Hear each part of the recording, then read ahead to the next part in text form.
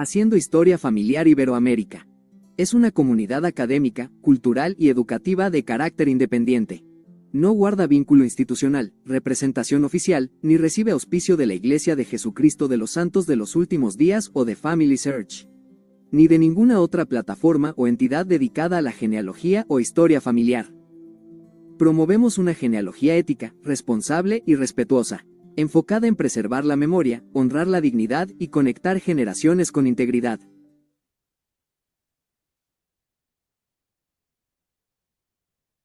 Perfecto. Bien, vamos a tratar aquí el español medieval a través del documento que ha podido llegar a nosotros, que es el poema del Mío Cid. Tratar de entender un poco cuál era su estructura, cuáles eran sus características y sobre todo ver el impacto que tiene, cómo nos puede servir para nuestros estudios de genealogía. Bueno, no está de más aclarar lo que se trató al inicio. El presente contenido no refleja la postura oficial de la Iglesia de Jesucristo de los Santos de los Últimos Días respecto al tema.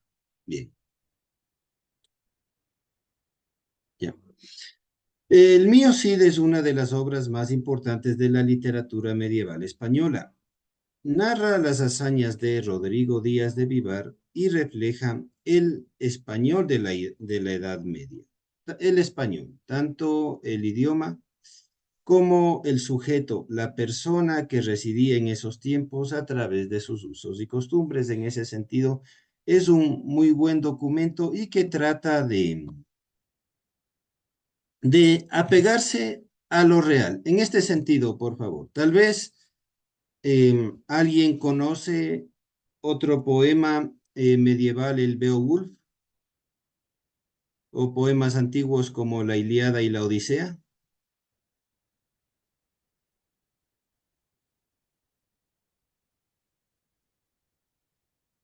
Sí. Bueno, les indico, en otros poemas como los que les di de ejemplo, vamos a tener una característica bastante importante. ¿Y cuál es esta? Que hay muchos elementos sobrenaturales. Por ejemplo, si conocen el Beowulf, vamos a ver que pelea contra un demonio que supera en tamaño cuanto pues nosotros podemos imaginar, pelea contra una bruja, pelea contra un dragón, elementos que no van a estar presentes en la naturaleza.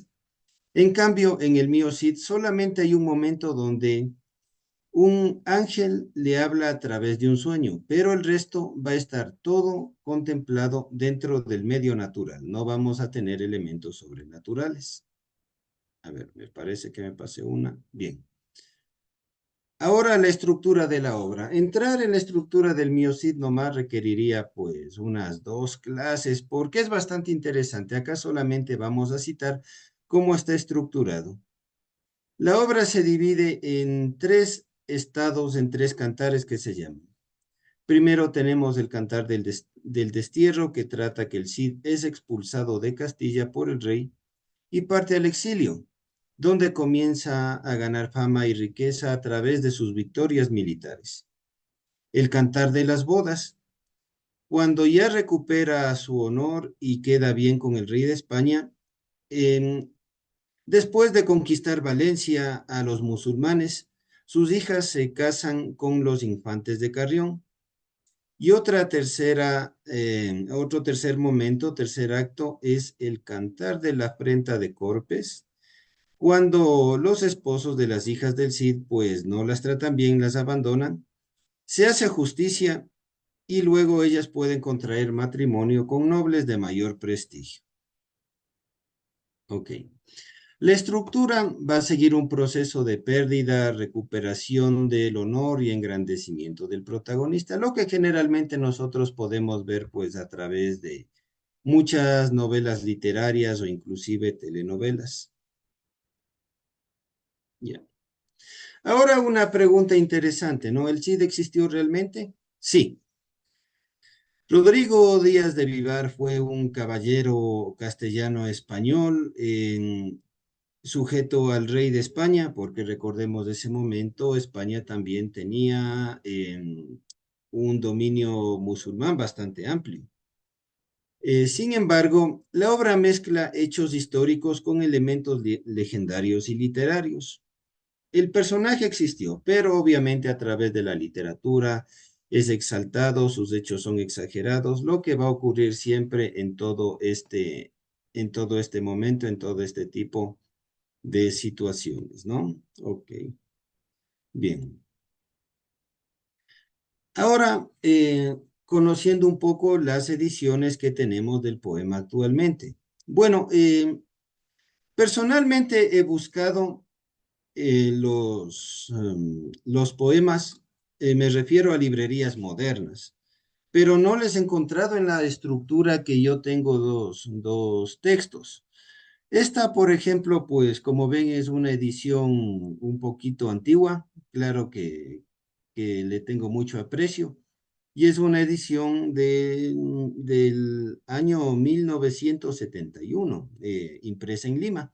O sea, me estoy refiriendo a los poemas que nosotros podemos encontrar, de un lado en el español medieval y del otro en el español moderno. Me resultaba bastante fácil encontrarles años atrás, pero en verdad, como digo, en librerías modernas, pues ya no hay. No sé si ustedes, pues donde residen, generalmente en lugares de libros usados, los pueden encontrar de esta manera, porque los textos que están ahora generalmente están resumidos o son más como para literatura infantil. Bueno, no sé por qué se ha hecho un poco difícil encontrar el poema. Ya. Y esta es otra edición que tengo de Ediciones EDAF, impresa en España, y esta corresponde a inicios de los años 80. Como ven, pues son textos que ya tienen más de 40 años, pero bueno, tal vez no he buscado bien, no debe ser que ya no hay en esta forma, o sea, reitero, de un lado en español medieval y del otro en español moderno. ¿Alguna pregunta, por favor, si tienen con gusto? Bien, ahora, antes de iniciar, ubiquémonos dónde está el idioma que nosotros queremos analizar, queremos comentar. Bien. Acá en lo que es la España, la península ibérica, vamos a tomar un punto de partida con el latín, ¿sí? Bueno, no quiere decir que en España no se hablaban otros idiomas antes de la llegada de los romanos, ¿verdad? Pero entonces sí va a haber una distinción entre el latín clásico y luego el latín vulgar, que es prácticamente de donde nace nuestro idioma. A partir de los siglos 9 al 15, tenemos el castellano medieval o español antiguo, ¿sí? Ya luego viene el español clásico del siglo de oro, donde puede aparecer, mejor dicho, donde aparece la obra más importante de la literatura española, que es el Don Quijote.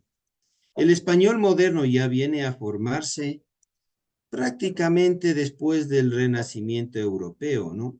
Y el español contemporáneo, que es el que hablamos en la actualidad.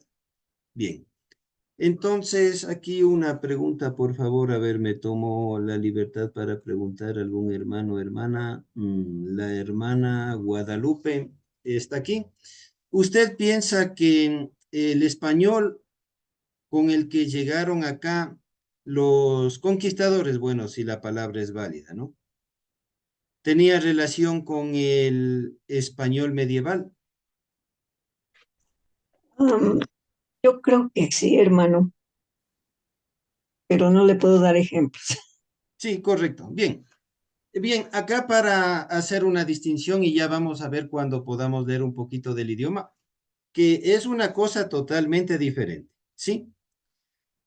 Cuando llegaron acá los conquistadores, prácticamente puede decirse desconocían el castellano medieval. Tal vez estaba presente en ritos de la iglesia o documentos o gente que se encargaba de vigilar estos textos, ¿no? Porque no solamente había el mío Cid, habían más textos.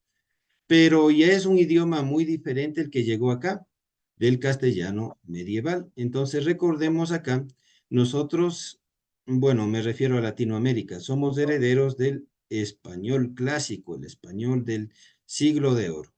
Va a ser muy diferente para nosotros, nos va a ser bastante extraño el español medieval. Bien, perfecto.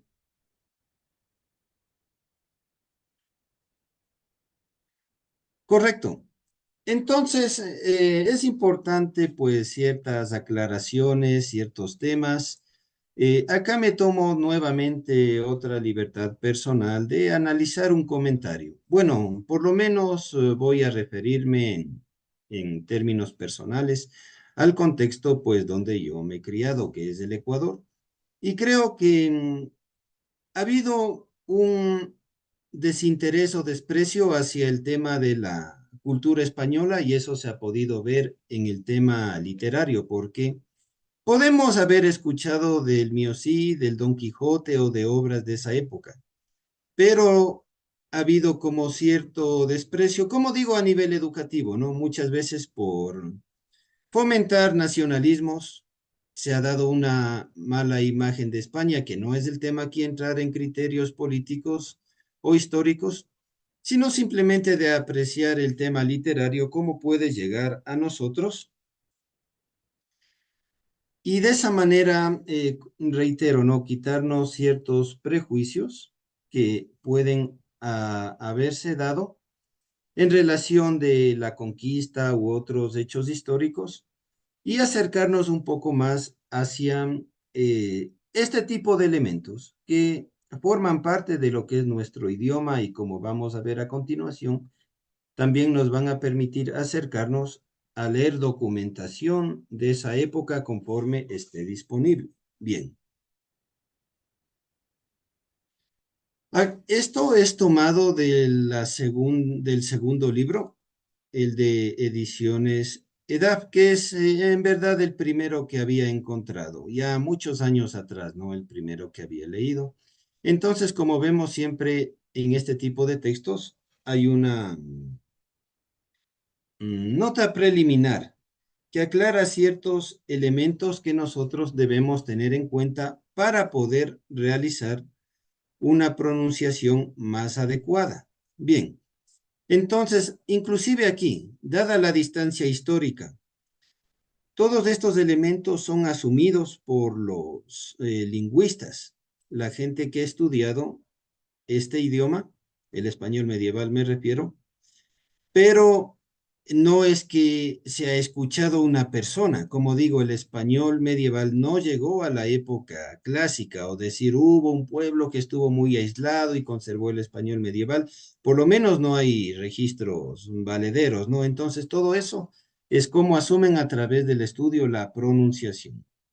Bien, vamos viendo los casos. Esta letra, bueno, se ve en el francés. No recuerdo cómo es su nombre y también me parece que puede verse en portugués. Por lo menos le llamaba la C con vírgula. Bueno, cuando encontramos esta letra, se pronuncia como TS. Esta letra, la que yo le digo C con vírgula, representa este sonido. Bien. Entonces, por ejemplo, si leemos acá la primera palabra, ¿cómo será pronunciada? Como cazar, ¿sí? Ya. Acá vemos algo también parecido. A ver, por favor, la hermana Olimpia podría leer lo que nosotros vemos como corazón. ¿Cómo sería la pronunciación correcta? Ahorita voy, hermano. Eh, Corazón, Corazón. cora, Bueno, acá hay un primer elemento, ¿no? Recordemos por qué nos es ajeno este sonido, porque en el español actual prácticamente no le tenemos. Algún sonido como que le parezca podría ser el de la X, pero un sonido así TS tan útil, o sea que nosotros sea de nuestro diario en el hablar, pues no lo tenemos. Perfecto. Entonces recordemos, esta letra se pronunciará como TS. Bien. A ver, me salté. Ya.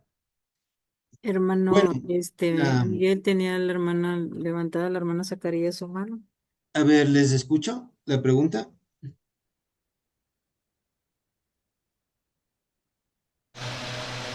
No, solamente quería pronunciar con la C con vigulilla, que es con TS, Sí, así, tss, correcto. Sí, catzar, catzar, corazón, corazón. Era todo. bueno, ¿me equivoco o ahí pueden ayudarme los hermanos y hermanas de México? Parece que ese sonido se da bastante en lenguas indígenas de México. Corazón. Lo que pasa es que, por ejemplo, la C de Cedilla, tiene un sonido muy parecido, como usted menciona ahí, con la TS, o sea, tets. Y la X medieval no sonaba como nuestra X, sino parecido a un sonido como SH, ¿sí? Sí, Punta. exactamente. Ese Entonces, punto, cuando pues, estaba es usted en reciente. el otro, en la otra diapositiva, que le había, creo que pedido a la hermana que compartiera, a lo mejor algunos ejemplos, me estaba acordando que, por ejemplo, la palabra fijo, que se escribía así en esa época medieval, o en los que usted citó anteriormente, eh, para nosotros sería hijo, porque anteriormente la H era escrita como una F, ¿verdad? Ya después con el tiempo, pues fue como una H, pero sin sonido. Entonces, cuando nosotros vemos en nuestros documentos que llegamos a ver los parroquiales o todo eso ya para en esa época, vamos a encontrar como fijo, no hijo, ¿verdad? Nosotros lo escribimos en nuestro español hoy en día con H, ¿verdad? Y anteriormente se escribía con F. Y por ejemplo, hablar era lo mismo, utilizaban fablar, facer, como decir hacer, pero facer con Z.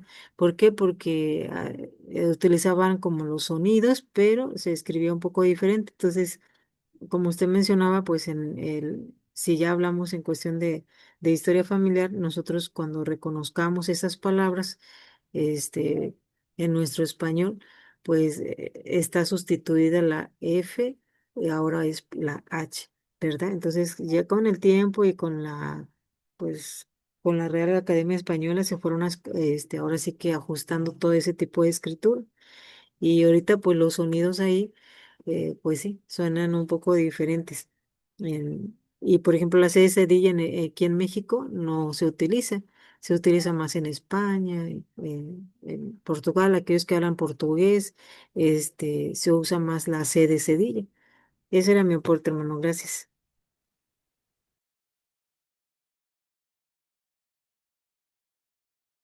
Sí. Tiene apagado su micrófono y tiene levantada la hermano limpia su manita. Ah, ya, estoy atento de la pregunta. Hermano, solo era un comentario. Por ejemplo, aquí en Guatemala es GUA, ¿verdad? Guatemala. Pero hay escritos y en la universidad, por ejemplo, el escudo dice Coatemala con COH. Solo era un comentario. Correcto, sí. Tenemos acá el uso de las letras conforme es la época, ¿no? Y cómo se acomodaron, pues, a las normas que ya haya dictado la Real Academia de la Lengua en ese tiempo. Bueno, recordemos, la X viene del griego, ¿no? Es la letra J. Y acá en estos casos, como nos indicó em, la hermana, sonaba como SH en ese tiempo. Pero luego la X ya empieza a tomar el sonido de la J. Por ejemplo, acá en el Ecuador, en el sur, pues hay una provincia muy, muy bonita, ¿sí? Que se llama Loja. Y en los documentos antiguos, los documentos de creación del cantón, de la provincia, entonces en lugar de la J está la X, pero obviamente entendemos en esos tiempos también se leía Loja. Perfecto, bien. Bueno, existían consonantes sonoras y sordas por partes había sonido que hoy ya no desaparecieron. Por ejemplo, una S sorda, una S más fuerte, una Z más sonora. Acá en el español moderno es como que está estandarizado el sonido de la S. Una S larga, pues no tenemos. Una S más corta no tenemos, como si hay en el inglés, ¿no? Por lo menos acá en lo que es Latinoamérica, el sonido de la Z, pues, como que ya no se utiliza y todo lo que está con Z se pronuncia como S. Ya. Y también ya nos habían explicado respecto de las clases anteriores. Miren cómo coincidimos y cómo pues ya tenemos en conocimiento. La J moderna en ese tiempo no existía, ¿sí? Y teníamos el uso de la F en algunas palabras que ahora están con H, ¿sí? Como ficho o dicho, porque como indicamos, el sonido de la J no había. Y si nos vamos un poquito más atrás, por ejemplo, en el latín clásico, la I y la J eran la misma letra. Bien, la F inicial se pronunciaba fablar, facer, fijo. Bien, eso también ya nos explicaron y vamos a tenerlo en cuenta. Bueno, ahora vamos a llegar al uso de la letra más característica en el español, que sí existe el sonido en otros idiomas, ¿no? Por ejemplo, en italiano el sonido de la ñ también suena bastante. En la época del Cantar de Mío Cid, la letra ñ todavía no existía como tal, pero el sonido sí. Los escribas solían escribir una doble N o colocar una pequeña raya encima de una N para indicar que faltaba otra letra repetida. Entonces, si encontramos esta palabra que nos tienta a leerla como agno, lo correcto es año. Señor, lo correcto es señor. Espana, lo correcto es España. Donna, lo correcto es doña. Pero veamos cómo queda acá en el italiano que estábamos poniendo como ejemplo. Entonces, dona sí es doña, ¿verdad? Bien. Ok. Vamos a empezar ahora con la lectura para irnos familiarizando con lo que aprendimos en las diapositivas anteriores. Entonces, bueno, aquí voy a realizar la lectura y luego podemos comentar ciertos elementos, ¿ya? Este extracto está directamente tomado del libro, como pueden apreciar, y vamos viendo lo que corresponde a los agüeros en el camino de Burgos. Lo que está con letra inclinada, pues obviamente son las notas aclaratorias que están en el español moderno. Bien. Sería algo así. Allí piensan de aguijar, allí sueltan las riendas. A la exida de Vivar o vieron la corneja diestra. Entrando a Burgos, o vieron la siniestra. Meció Miocid los hombros y engrameó la tiesta.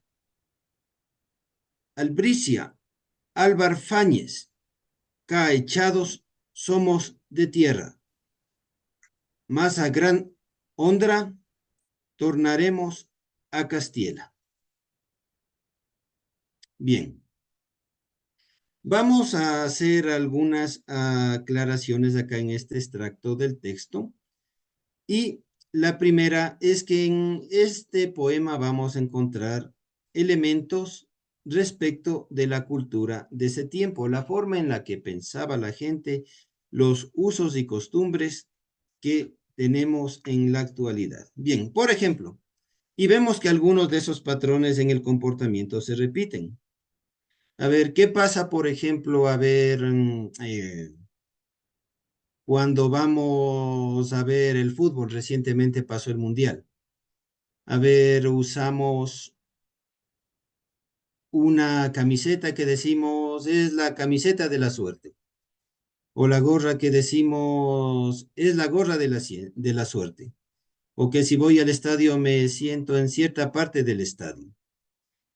Son usos y costumbres como que le reforzamos a la idea de que el equipo, que es algo que no está en nuestro control, ¿verdad? Va a tener algo de suerte si nosotros repetimos ciertos patrones de comportamiento. Bien, entonces lo que pasaba en esa época era ver cuál era el comportamiento de las aves. Por eso nos dice, o vieron la corneja diestra. Ya, ¿cuál viene a ser la corneja? Una especie de, esta ave, ¿cómo se llama? De cuervo, ¿sí? Que existe en España. Bueno, por lo menos acá no hay cuervos, ¿no? No sé si donde ustedes residen tienen la oportunidad de ver esas aves que son bastante simpáticas, ¿no? Ya. Entonces, cuando al caminar veían si los cuervos salían por la derecha, que nos iba a indicar que iba a ser un día de buena suerte. Pero si al caminar los cuervos volaban hacia nuestra izquierda, era que iba a ser un día de mala suerte. ¿Sí? Acá es la primera parte donde se le notifica al Cid la salida de sus posesiones, dado ya el decreto del rey.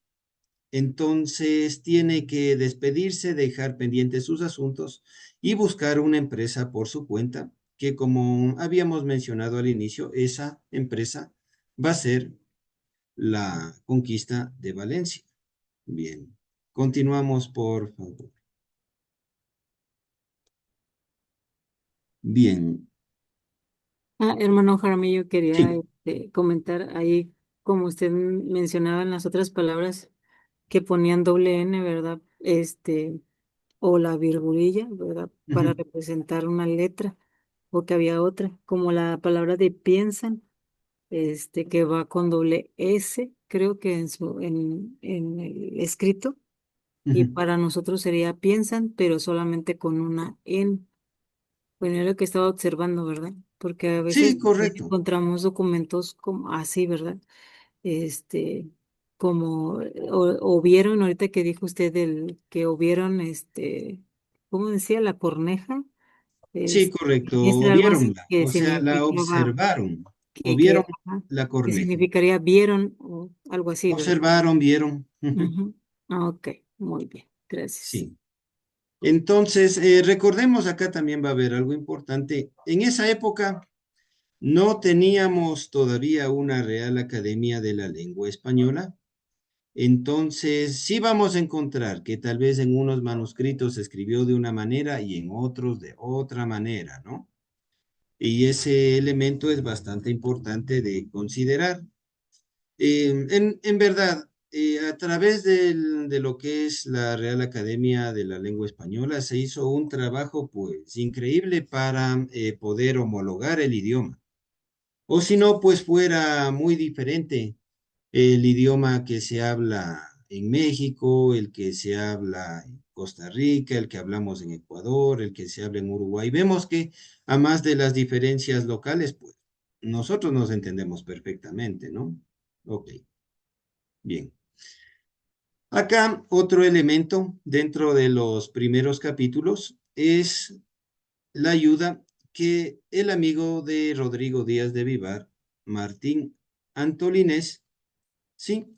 Le brinda para que pueda salir y empezar su empresa, ¿ya? Que como decimos, la empresa es militar, será la conquista de Valencia. Bien, a ver, por favor, la hermana Karina se animaría a leer hasta donde dice so servicio.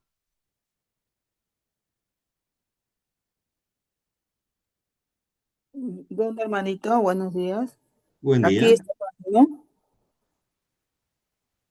A ver, ¿le escuchamos?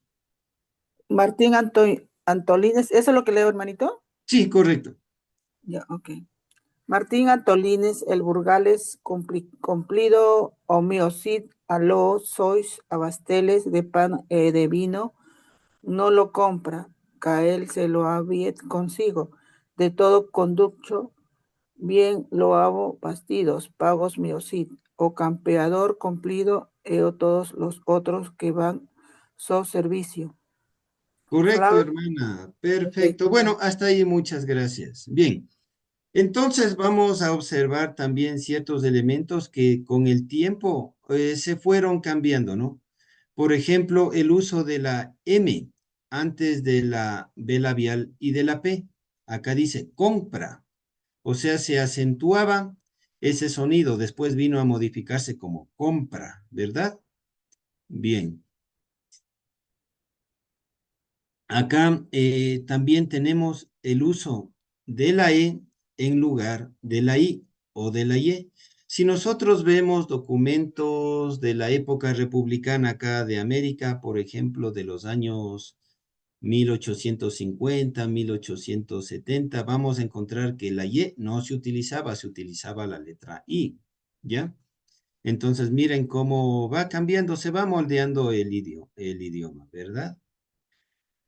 Ya, y hay como cierto desorden, porque veamos que en cambio acá en la palabra cumplido se está utilizando la letra M.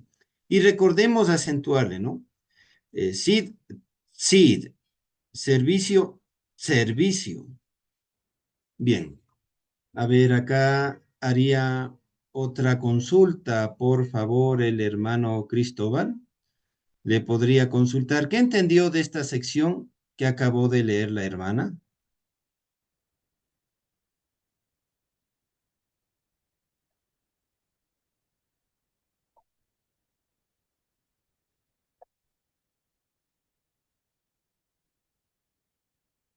Bueno, tal vez no está disponible el hermano. ¿Alguien que quiera expresar qué entendió de esta sección que acabó de leer la hermana?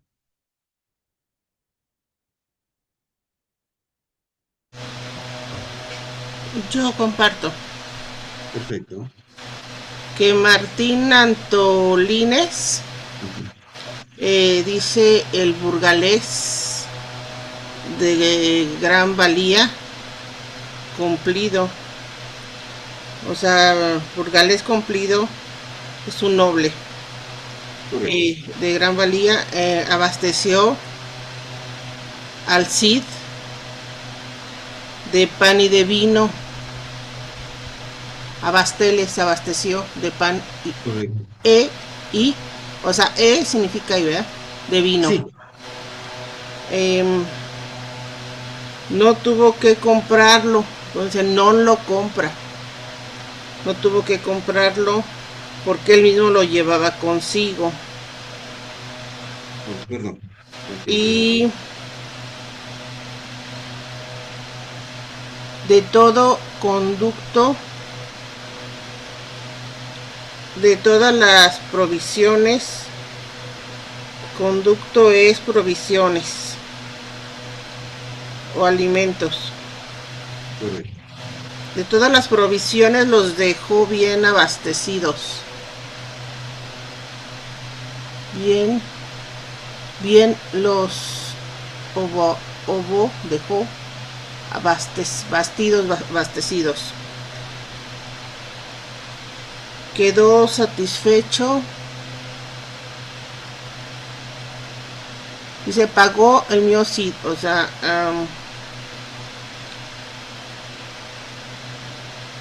el campeador cumplido, el cumplido campeador, y también todos los que van a su servicio, también todos los otros que van a su servicio. Hasta ahí. Perfecto. Sí, muy bien, hermana. Acá, bueno, veamos algunos elementos. El burgalés, generalmente, pues acá en estos textos se recalca de dónde viene la persona. Entonces, Martín Antolínez es de Burgos, por eso le dicen el burgalés. Por ejemplo, acá uno de los españoles conquistadores, me refiero acá a América del Sur, ¿no? Entre lo que es España, Perú, fue Sebastián de Benalcázar, venía de Benalcázar.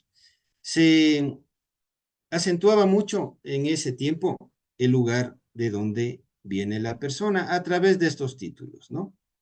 Bien, a ver, voy a continuar aquí un poco, por favor. Habló Martín Antolínez Odredes lo que ha dicho, ya campeador, en buen hora postes nacido, esta noche llegamos vayámonos al matino, ca acusado seré de lo que vos he servido, e ira del rey Alfons yo seré metido. Si con busco escapo sano o vivo, aún cerca o tarde el rey, querer ma por amigo, sino cuanto de ello no lo precio un figo. Acá ya está un poco más difícil de entender, ¿verdad? Tanto por las palabras que no las reconocemos inmediatamente como por el estilo de escritura. Entonces, acá pues estamos viendo, Martín está asumiendo a su responsabilidad lo que le pueda pasar ante los ojos del rey, porque pues en el poema hay una prohibición del rey de ayuda para Rodrigo Díaz de Vivar. Sin embargo, pues sus amigos se arriesgan a prestarle ayuda para que pueda salir de una forma más adecuada, porque recordemos, con él va saliendo mucha gente, su familia en primer lugar y también muchos sirvientes. Bien. Ahora veamos lo que les comentaba, el estilo literario. En la Edad Media, ya, no solamente en España, sino en toda Europa, la literatura no nacía para leerse en silencio como hoy, ya, sino para recitarse en voz alta. Los textos como el mío Cid se transmitían en plazas, cortes o iglesias por juglares que los interpretaba casi como una actuación. Ya, esta necesidad del entretenimiento y también de poder saber un poco más de, en este caso como de ciertos elementos históricos, daba paso a esta situación. Los juglares se reunían en las plazas de los pueblos o en las cortes de los reyes para recitar estos poemas por actos. Se hacía como una especie de teatro de la calle en ese tiempo, ¿verdad? Ya, era importante que el público pueda seguir la historia y recordarla. Entonces, estos elementos van a ser importantes, la rima y el ritmo, que ayudaban a memorizar. Tal vez ahora vivimos una realidad diferente por ciertos elementos, donde el uso de la memoria no es tan imperativo, porque recordemos, si necesitamos recordar algo, ¿qué pasa? Tomamos una fotografía de la pizarra, tomamos una fotografía de la hoja, hacemos una grabación de la persona con la que está hablando y tal vez nuestra memoria se puede dedicar a otras tareas. Ya, pero en esos tiempos no va a ocurrir así. La educación de la memoria era muy importante y las personas que se dedicaban a esta profesión, como los juglares, los sacerdotes, los cortesanos, tenían que educar mucho su memoria y una buena técnica es esta de hablar con rima y ritmo. Ya. Cuando nosotros tenemos que dar un examen, sí o no que utilizamos mucho estos recursos. Tratamos de hacer una canción con los elementos importantes de lo que tenemos que recordar. Nos es más fácil recordar. Ya. Repeticiones y fórmulas facilitan que el narrador no se perdiera y el público tampoco. Ya. Ahora se puso de moda de nuevo la Odisea, ¿verdad? Bueno, por la película. Pero si hemos tenido la oportunidad de leer el libro, vamos a encontrar ciertos elementos de fórmulas y repeticiones. Por ejemplo, no se le dice solamente Odiseo, se le dice el ingenioso Odiseo, ¿sí? Por ejemplo, acá, a ver, me parece que es la diosa Atenea. No se le menciona como solo Atenea, sino como la diosa de níveos brazos, o sea, dando a entender que su piel era muy blanca. Entonces vamos a encontrar todos esos elementos. Y la estructura en versos convertía la historia en algo más cercano a una canción que a un bloque de texto. Igual, veamos cómo inciden los recursos. No es en esos tiempos como ahora que tal vez tenemos hasta libros que nunca hemos leído y los tenemos ahí amontonados, ¿no? Sino que tener un libro pues era algo muy preciado y tal vez un libro tenían que compartirlo entre muchas personas. Por eso, si iba un juglar a hacer su trabajo, no es que podía eh, llevarse el libro, sino que tenía que llevarse en su memoria los elementos con los cuales poder hacer su presentación. Bien.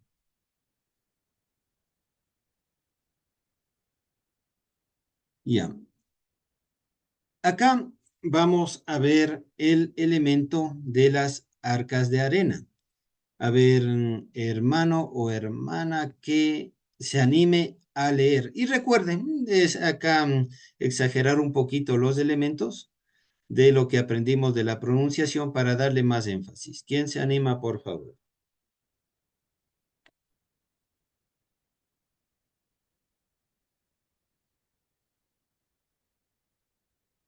A ver, le ayudo, hermano. Ok. Dice, habló entonces Miocid, el que en buenas ciñó espada. Martín Antolínez vos, que tenéis ardida lanca. Si ya vivo, he de doblaros. Mientras pueda, la soldada, gastado ya tengo ahora todo mi oro y mi plata. Bien lo veis, buen caballero, que ya no me queda nada. Necesidad de ello tengo. Para quienes me acompañan, a la fuerza he de buscarlo. Sí, a buenas no logro nada. Con vuestro consejo, pues, quiero construir 2 arcas. Las llenaremos de arena para que sean pesadas. De guardamesí cubiertas y muy bien claveteadas. Bien, aquí, bueno, les puse la primera trampa en la presentación, ¿no? Este es de español moderno. Entonces es básicamente para ver que tenemos ya el uso de las letras que actualmente las poseemos, ¿no? Y el texto nos es mucho más comprensivo, ¿sí o no? Bien, Sí. entonces, tal como yo les ponía de ejemplo la Odisea, acá también van a ser muy importantes los elementos de astucia, dando a entender que el héroe no solamente es útil por la fuerza bruta, sino también por la astucia, por el engaño. Y acá aparece otro elemento que son los otros pueblos o las minorías religiosas de la época. Por ejemplo, este acto de presentar 2 arcas llenas y decir que están llenas de oro, que no las pueden llevar, para solicitar un préstamo más, ¿cómo se puede decir?, más llevadero, se lo va a hacer contra unos judíos, ¿sí? Entonces vamos viendo, como les comentaba, lo que es usos y épocas y también los elementos dentro de lo que corresponde a psicología de los personajes. Bien, Entonces, lo que leyó la hermana en el español moderno, ahora lo voy a leer en el español del mío Cid. Fabló mío Cid, el que en buen hora, sin yo espada, Martín Antolínez, sodes ardida lanza, si yo vivo, doblar vos la soldada, espeso el oro y toda la plata, y bien lo vedes que yo no traigo nada, huevos me serié, ora toda mi compañía, ferlo amidos, de grado non habría nada, con vuestro consejo bastir quiero dos arcas, hinchámoslas de arena, que bien serán pesadas, cubiertas de gualdametzí y bien encableadas. Ya, perfecto. Entonces sí le vamos notando la diferencia, ¿verdad? Muy bien. Ok, ya. En lo que corresponde dar el crédito respectivo, por lo menos de donde yo he podido estudiar un poco mejor esto, hay el canal que se llama Linguriosa de una profesora lingüística española que se llama Elena, que puedo pues recomendar acá los videos si tenemos esa curiosidad de inmiscuirnos un poquito más en cómo era la pronunciación. En su canal pues hay mucho material, no solamente trata lo que corresponde al español antiguo, sino que trata en general de todos los idiomas que ella considera pues para darlos a conocer. Bien. Perfecto, hermanos, hermanas, muchas gracias. Y con gusto, si tenemos alguna pregunta en estos minutos, pues aquí estamos. Gracias, hermano Jaramillo. No sé si tengan alguna duda, alguna pregunta este, que hacerle al hermano. Hoy ahorita es el momento. Y si no, pues igual le agradecemos, hermano, por guiarnos en este recorrido de letras, ¿verdad?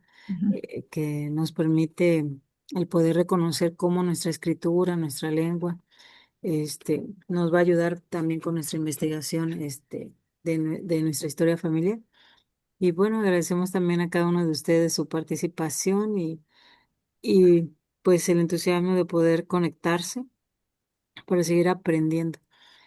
Me gustó mucho en los ejercicios que nos puso y esa comparación, ¿verdad? De cómo se escribía antes y cómo lo podemos ver ahora con nuestra gramática. Y algunas palabras como, pues, aunque nosotros en paleografía se debe de leer un documento tal y como está, también podemos hacer esa transcripción de cómo se podría leer en nuestro español o con nuestro abecedario, ¿verdad? Que nosotros utilizamos. Y gracias, hermano Jaramillo, por esta clase